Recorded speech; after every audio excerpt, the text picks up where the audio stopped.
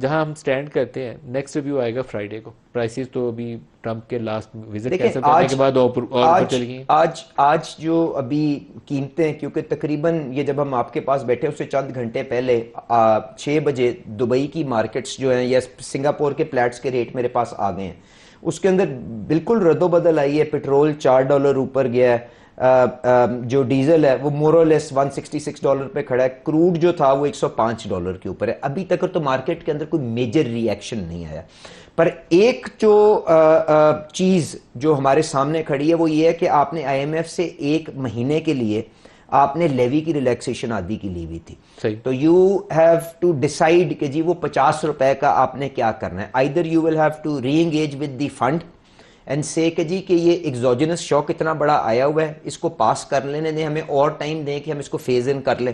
آپ نے 80+80 160 وصول کرنا تھا نا دونوں پروڈکٹ سے. 80 تھا نا، تو آپ پیٹرول پہ بھی کتنا لے رہے ہیں سر؟ $106. 106 روپے، اور ڈیزل پہ 0 ہے. تو $54 کا ڈیفرنس ہے جو آپ کو پاس آن کرنا ہے. تو اب آپ کو بات کرنا ہے کہ یا تو آپ نے وہ ڈیزل پہ کرنا ہے، یا آپ نے پیٹرول پہ کرنا ہے، یا آپ نے آئی ایم ایف کو کہنا ہے کہ جی کیونکہ جنگ بندی نہیں ہوئی، بھی پرائسز انفلیٹڈ ہے، ہم نے $26 لگا دی ہے، اب باقی کے اوپر ہمیں تھوڑا سا ٹائم دے دیں، ہمارا پی ایل کی جو کلیکشن ہے ہم وہ سال کا ٹارگٹ پورا کر دیں گے آپ کو 1400-1500 ارب روپے کا. So this conversation is ongoing. But اگر ہم نے آئی ایم ایف بھیجی، جی بالکل یہ چل رہی ہے. دیکھیں جب پہلے بھی وزیر اعظم صاحب نے $80 کی ریلیکسیشن دی تھی تو ان کو آن بورڈ کر کے ملک صاحب کیا تھا، کیونکہ اگر آپ ان کو آن بورڈ نہیں کریں گے. اگر IMF disagree کرتا ہے تو آپ یہ بھی ممکن ہے کہ پارشلی ڈیزل کو لیوی پہ لے جائیں 20-25 روپے.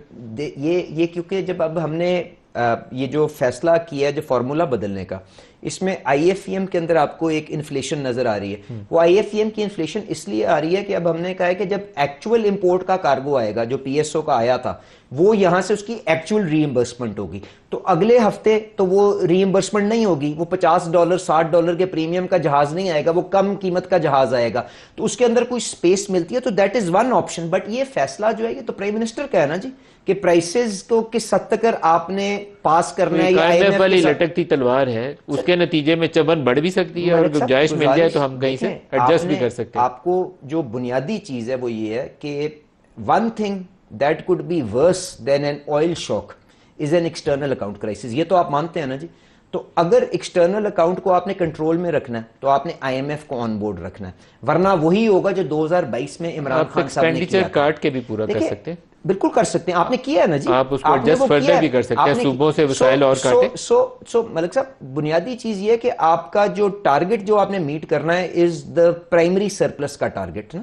تو اس کو میٹ کرنے کے لیے یا ایکسپینڈیچر ہے یا ریونیو ہے، انہی چیزوں کو آپ ٹویک کر کے کر سکتے ہیں. ریونیو تو ایک دم اوپر نہیں جائیں گے، آپ پروونشل ایکسپینڈیچرز کٹ ڈاؤن کر سکتے ہیں. P L is a revenue intervention ہے جی، جو P L is a revenue. تو میں یہ تو میتھمیٹیکل پرابلم ہے نا سر. اب اس کے اندر آپ صوبوں سے کچھ لے لیں، این ایف سی سے کچھ لے لیں، ٹیکس لگا دیں، خرچہ گھٹا دیں، یہ وہ فائن بیلنس ہے جو فائنانس اور ہمیں پرائم منسٹر صاحب کی کیبنٹ کے اندر بیٹھ کے یہ چیز کو طے کرنا پڑے گا. آپ نے این ایف سی کیوں نہیں ریویو کی؟ میں نے لاسٹ انٹرویو میں بھی آپ سے ڈسکس کیا تھا، بیسٹ پاسبل آپشن یہی تھا کہ صوبے اور وفاق بیٹھ کے کونسل آف کامن انٹرسٹ میں این ایف سی سے ایک چنک نکال لیتے کہ یہ ہمارا آپ نے بالکل ایمرجنسی فنڈ ہے. دیکھیں یہ بالکل آپ نے اس کے لیے جو این ایف سی کے اوپر ورکنگ گروپس بنے ہوئے ہیں، میں نے وہ آپ کی گزارش جو بڑی سین ایڈوائس تھی وہاں پہ کی تھی اور اس پہ آلریڈی کام بھی ہو رہا ہے.